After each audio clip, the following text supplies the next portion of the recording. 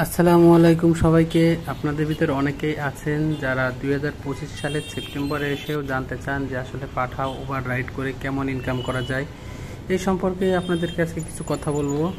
তো শুরুতেই বলি, আমার বাসা হচ্ছে কারণ বাজার। তো কারণ বাজারের এই দিকে বিকালের দিকে একটু কলটা বেশি থাকে, তাই আমি বিকালের দিকেই বের হই।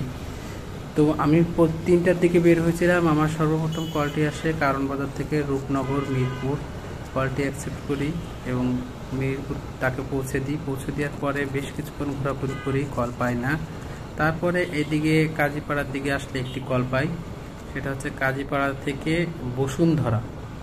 তো আমি সেটা অ্যাকসেপ্ট করি এবং ভদ্রলোককে নামিয়ে দেই। তারপরে বসুন্ধরার ভিতরে গেলে আসলে প্রচুর কল পাওয়া যায়, একটু ওয়েট করা লাগে না। বসুন্ধরা ভদ্রলোককে নামিয়ে দেওয়ার পরেই আরেকটি কল আসে, সেটা হচ্ছে বসুন্ধরা থেকে ইস্কাটন রোড সম্ভবত।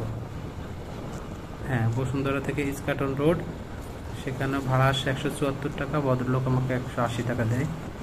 তো সেই কলটি শেষ করার পরে ইস্কাটন রোড দিয়ে একটু ঘোরাঘুরি করি, তখন আবার সেই ইস্কাটন রোড থেকে আবার মিরপুর কাজীপাড়া আরেকটি কল আসে 177 টাকা, সেখানে ভদ্রলোক আমাকে 180 টাকা দেন। এরপরে মিরপুর কাজীপাড়া আর একটু অপেক্ষা করি, ঘোরাঘুরি করতে করতে আরেকটা কল আসে মিরপুর কাজীপাড়া থেকে মোহাম্মদপুর ইকবাল রোড, রাস্তা মাত্র 4.5 কিলোমিটার, সেখানে ভাড়া আসে 100 টাকা।